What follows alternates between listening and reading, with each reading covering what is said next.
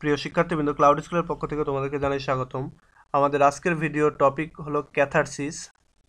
আচ্ছা, ক্যাথারসিস কি এবং ক্যাথারসিস কিভাবে কাজ করে এই বিষয়টি নিয়ে আজকে আমি ভিডিও বানাতে যাচ্ছি। এবং তোমরা জানো যে ক্যাথারসিস এই শব্দটা চয়ন করেছেন অ্যাকচুয়ালি অ্যারিস্টটল, তার পোয়েটিক্স যে বই সেইখানে। তো পোয়েটিক্স বইতে তিনি ক্যাথারসিস অ্যাকচুয়ালি ট্র্যাজেডির সংজ্ঞার ভেতরে ওভাবে ডিরেক্ট তিনি বলেন নাই। তো তিনি যেটা আছে অ্যাকচুয়ালি পিটি অ্যান্ড ফেয়ার, এবং সেই পিটি অ্যান্ড ফেয়ারেরই আরেকটি নাম হচ্ছে ক্যাথারসিস। তো অ্যাকচুয়ালি পরীক্ষায় যেটা আসে ক্যাথারসিস নামেই আসে। ইভেন চাকরির পরীক্ষাতে বা ভাইভা বোর্ডে অনেক সময় এই ক্যাথারসিস কি এই বিষয়টা নিয়ে মানে কোশ্চেন করা হয়। তো এই কোশ্চেন যেহেতু করা হয় সেহেতু এটা নিয়ে আমি মনে করলাম যে আসলে এটা নিয়ে বলা দরকার। বা আরেকটা বিষয় যেটা আমরা যখন ফার্স্ট ইয়ারে বা সেকেন্ড ইয়ারে এই দিকে পড়েছি, যখন ক্যাথারসিস সম্পর্কে জেনেছি, সেই সময়টাতে অনেক সমস্যা হইতো যে অ্যাকচুয়ালি ক্যাথারসিস কি এবং ক্যাথারসিস কিভাবে কাজ করে এই বিষয়টা নিয়ে। তো চলো দেখি অ্যাকচুয়ালি তোমাদেরকে ইজি করে দেওয়া যায় কিনা যে ক্যাথারসিস কি সেই বিষয়টি।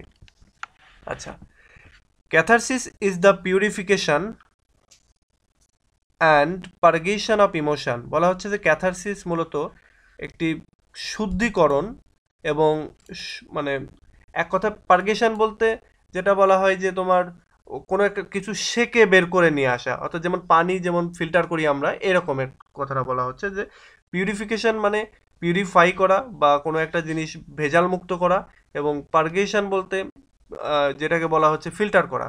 তো এখানে ঠিক ব্যাপারটা এরকম না, এখানে পানি ফিল্টার করা বা এরকম কিছু না। এখানে যেটা হচ্ছে ইমোশন এর পারগেশন, শুদ্ধিকরণ বা ফিল্টার করাকে বলা হচ্ছে catharsis. Particularly pity and fear, বিশেষ করে বলা হচ্ছে পিটি অ্যান্ড ফেয়ার। যখন ট্র্যাজেডি দেখি বা ট্র্যাজেডি নিয়ে যখন কথা বলি বা ট্র্যাজেডি যখন পড়ি, ঠিক সেই সময় যখন পিটি অ্যান্ড ফেয়ার আমাদের মনের ভেতরে উদ্ভব ঘটে, অর্থাৎ মানে পিটি অ্যান্ড ফেয়ারের যখন আবির্ভাব ঘটে আমাদের মনের ভেতরে, আমরা যখন নায়ক নায়িকা অর্থাৎ যারা মারা যাচ্ছে বা তাদের সম্পর্কে যখন পিটি আমাদের মনের ভেতরে আসে, ইভেন কি হতে যাচ্ছে এই বিষয়টা নিয়ে যখন ফেয়ার আমাদের ভেতরে আসে, ঠিক সেই সময়টাতেই এই ক্যাথারসিস ঘটে। এবং এই ক্যাথারসিসের মাধ্যমেই যে ইমোশনের যে ফিল্টার হয় বা ইমোশন আমাদের এক রকম থেকে আরেক রকমে, অর্থাৎ প্রতি মুহূর্তেই যে মানে কি বলে ইন্টারচেঞ্জ হয় ইমোশনের ভেতরে। কখনো আমরা নায়ক নায়িকার প্রতি পিটি দেখাচ্ছি, কখনো মানে ভয় পাচ্ছি। ভয় বলতে টেনশন কাজ করছে আমাদের ভেতরে যে কী ঘটতে চলেছে। এরকম আমরা শেক্সপিয়ারের যদি ট্র্যাজেডিগুলো দেখি, তো সেগুলোতে আমরা দেখব যে একটা সময় গিয়ে আমাদের মনের ভেতরে একটা পিটি অ্যান্ড ফেয়ার বা কী ঘটনা ঘটতেছে এই ধরনের বিষয়গুলি মানে আসে। এবং এর ফলে বলা হচ্ছে যে এই সময়টাতে ক্যাথারসিসটা ঘটে, এবং এই ক্যাথারসিসের মাধ্যমে মূলত আমাদের ইমোশনগুলো ফিল্টার হয়। আচ্ছা, through an through art or any extreme change in emotion that results in renewal and restoration। বলা হচ্ছে যে এই যে ক্যাথারসিসটা, সেই ক্যাথারসিসটা ঘটে কিভাবে? Art or any extreme change, অর্থাৎ কোনো আর্ট, আর্ট বলতে এখানে আহ, যে রাইটিংগুলি, সেই রাইটিংগুলোর কথা বলা হচ্ছে। আর অ্যানি চেঞ্জ ইন ইমোশন, অথবা অন্য যে কোনো কারণে আমাদের মনের ভেতরে যে চেঞ্জটা হয়, অর্থাৎ আমরা সুখ সুখ অবস্থা থেকে দুঃখ পাই এবং দুঃখ অবস্থা থেকে যে আবার সুখী হই, এই যে বিষয়গুলি, এই চেঞ্জগুলো ঘটতেছে ইমোশনের, সেইগুলোকে বলা হচ্ছে মানে ক্যাথারসিস বা ক্যাথারটিক ফিলিং।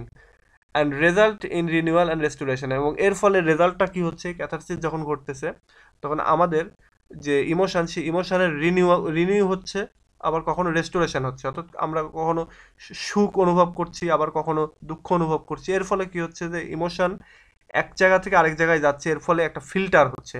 তো সেটাকে বলা হচ্ছে ক্যাথারসিস। আচ্ছা, আমি যদি এটাকে আরেকবার বলি, যে ক্যাথারসিস মূলত ইমোশনের শুদ্ধিকরণ বা পিউরিফাই করা। এবং এই ক্যাথারসিস মূলত পিটি অ্যান্ড ফেয়ারের মাধ্যমে ঘটে। আমরা যখন কোনো মানে আর্ট দেখি, অর্থাৎ আর্ট বলতে এখানে ট্র্যাজেডি দেখি বা ট্র্যাজেডি পড়ি, সেই সময় আমাদের ইমোশনটা রিনিউ হয় এবং রেস্টোরেশন হয়। অর্থাৎ আমরা দুঃখ পাই অনেক সময়, অনেক সময় সুখী হই, এবং এর ফলে আমাদের ইমোশনটা অনেক সময় চেঞ্জ হয়, এবং এই চেঞ্জের ফলে বলা হচ্ছে যে রিনিউয়াল এবং রেস্টোরেশন করতেছে। আচ্ছা, it is a metaphor original used by Aristotle in the Poetics. বলা হচ্ছে যে এই যে ক্যাথারসিস, এটা মূলত একটি মেটাফোর, এবং এই মেটাফোরটা ব্যবহার করেছেন অ্যারিস্টটল তার পোয়েটিক্স যে বই সেখানে।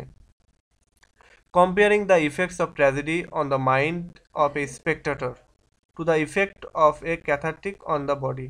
বলা হচ্ছে যে এই ক্যাথারসিস যেটা সেটা তিনি মানে কম্পেয়ার করেছেন ট্র্যাজেডির ক্ষেত্রে। যে ট্র্যাজেডির ভেতরে একজন স্পেক্টাটর বা একজন দর্শকের মনের ভেতরে যে চেঞ্জগুলো ঘটতেছে এবং তার যে অনুভূতি, তার যে ইমোশন বা আবেগের যে উত্থান পতন ঘটতেছে, এবং এর ফলে যে তিনি কখনো রিল্যাক্স হচ্ছেন, কখনো টেনশনে যাচ্ছেন, এই বিষয়গুলো তার যে বডিতে একটা মানে চেঞ্জ আসতেছে, এটাকে তিনি বলছেন যে অ্যাকচুয়ালি ক্যাথারসিস। এবং এই যে তার চেঞ্জটা হচ্ছে এইগুলোর ভেতরেই মন, মানে মনের ভেতরে এবং তার যে মানে ফিলিংসের ভেতরে যে চেঞ্জ আসতেছে, এই সবগুলোকে তিনি কম্পেয়ার করছেন ক্যাথারসিসের সঙ্গে, এবং সেই ক্যাথারসিসটাই হলো ইমোশনের পরিশুদ্ধিকরণ। তো এই হলো অল অ্যাবাউট ক্যাথারসিস। তারপরে যদি তোমাদের বুঝতে সমস্যা হয়, তোমরা ভিডিওর নিচে কমেন্ট করবা, যাতে করে আমি তোমাদেরকে পরবর্তী কোনো এক টিউটোরিয়াল আবার বুঝিয়ে দিতে পারি। এবং এছাড়াও তোমাদের যদি নিজস্ব কোনো মানে আইডিয়া থাকে ক্যাথারসিস কি বা এই জাতীয় যে কোনো ভিডিও সম্পর্কে, তোমরা আমার ভিডিওর নিচে কমেন্ট করে জানাবে। এবং সেই সঙ্গে তোমাদের তো অনেক রিকোয়েস্ট পাচ্ছি, তোমরা আরও বেশি বেশি করে জানাও যে তোমাদের কোনটা দরকার। আমি ওয়ান বাই ওয়ান অবশ্যই সবগুলোই দেওয়ার চেষ্টা করবো এবং সবগুলোই দেবো। তো পরবর্তী ভিডিওর জন্য ওয়েট করো। টিল দেন, আল্লাহ হাফেজ।